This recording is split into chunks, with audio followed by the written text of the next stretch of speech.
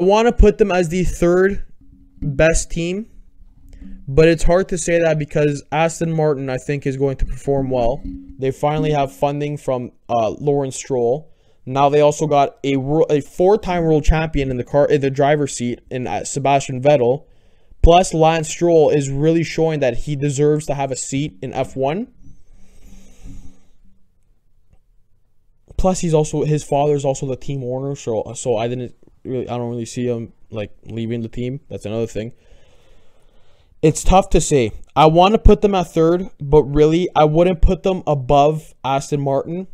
And I will say after last year, I will put them as going into this season. I want to put them over Ferrari because last year was just an embarrassment for Ferrari. But that's basically, I think McLaren has a chance to, they can contend for third place for the constructors, which is good. It's great because these last few years haven't really been the best for McLaren, and they're picking their way back up to being a contending team in F1. Plus, I think with this new salary cap after this year, is going to help them. The next team I really want to speak about is Aston Martin, or as they were last year, Racing Point. First things first, I'm so pissed Sebastian Vettel, the way he ended his Ferrari career. Sebastian Vettel, to me, I loved him. After Schumacher left Ferrari, I basically stopped watching for like a good few years. Massa wasn't doing it for me. Fernando Alonso, he's a legend, but he wasn't winning with Ferrari, so it wasn't picking up my interest. Plus, the way Michael Schumacher left Ferrari is basically the same way that Matt Sundin left the Leafs for me. After Sundin left the Leafs, I kind of fell out of love with the Leafs. Here's a fun story. After Sundin left the Leafs, and after I heard about the rumors of them wanting to trade him, I was basically protesting the team because I started cheering for Sidney Crosby. He's this new young guy in the NHL. Everybody's calling him the greatest player of all time. And my favorite player was basically forced off of the team. Plus, the Leafs stunk. And as an 8-year-old, I loved watching Crosby. That's basically what it was for me with Ferrari, but I didn't see anybody that I wanted to cheer for because they weren't Michael Schumacher. I could have done it with like anybody else. I love the Ferrari cars. Ferrari is my favorite car. It's my dream car, basically. And Schumacher was the reason why I still am obsessed with Ferrari cars. I still got other teams to talk about too, but I wanted to talk about Aston Martin before I talk about the other teams real quick, and I talk about, this man's son.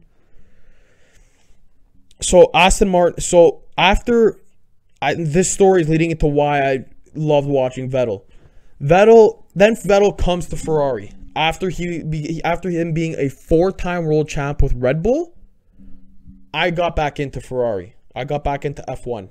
Seeing that they got a 4-time world champion in Vettel, he's German, in a Ferrari car, immediately, Michael Schumacher vibes. I'm like, this is my boy. He comes to Ferrari, and I love how well he's doing. I'm like, this guy, and I remember it was the 2017 season. Like, this guy is doing really well. I like Schumacher. He's leading in the championship standings, and Ferrari wasn't leading in the constructors, but Vettel was leading the championship. I'm like, this could be the year Ferrari finally does it. And then halfway through the season, he basically chokes it. Lewis Hamilton comes back and wins it. I think that happened 2 years in a row. And I really wanted to see him win so bad in a Ferrari car. He was my favorite driver for the longest time, and probably still is. if it weren't for him not being in a Ferrari car and Leclerc looking like he's the future of the is basically the future of the team, I wanted to see him win with Ferrari, and I'm still pissed off that it never happened, and I'm pissed off the way that they kicked him out, basically forced him out, not renewing his contract, and announcing it right at the start, right before the season even starts. So this whole, I'm just, whatever, I don't want to talk about Ferrari yet, but now he's on Aston Martin, and last year, if you've seen the way Vettel is, he's like a happy-go-lucky guy. He's not somebody that gets pissy. He's a bit of a hothead, yeah, but he's a fun guy. He's basically the Kawhi Leonard of F1. He's a fun guy. He loves the sport of F1. And then you see him now with Aston Martin. He's happy to be there. So I'm happy to see that he's on a team that he's actually happy with. And it's also a Canadian team, basically, which is awesome. I just wish that car was still pink. Just, yeah. Really, I like the pink accent that they have on the car. I love that pink with the green. But I miss the pink Mercedes. The green Mercedes is cool. That's a beautiful green.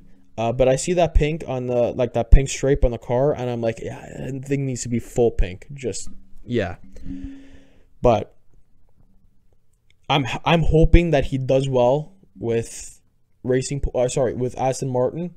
I think he's gonna do well. In my opinion, I think they came third in constructors last year.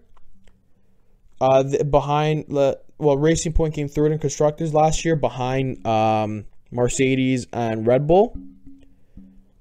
I think that this year there's a chance that they come third again.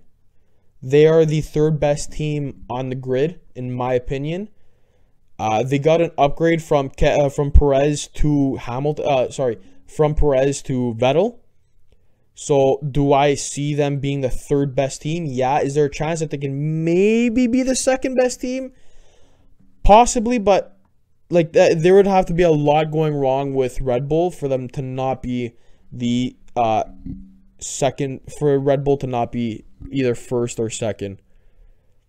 Probably second in constructors, but it's a good year if you're an Aston Martin fan or Racing Point, whatever. They got a lot of funding with Lawrence Stroll last year, and I think he's going to really help them out again this year. He's going to give them that funding. They're going, and then after this year, they're going to still basically, they're a smaller team, I guess you can say, even though they're picking their way back up. But yeah, if you're an Aston Martin fan this year, I think it's going to be a fun race, a fun team to watch. I'm definitely going to be sort of cheering for them because of Vettel. Just to be very clear, like if Ferrari doesn't win races, I want to see Vettel win these races.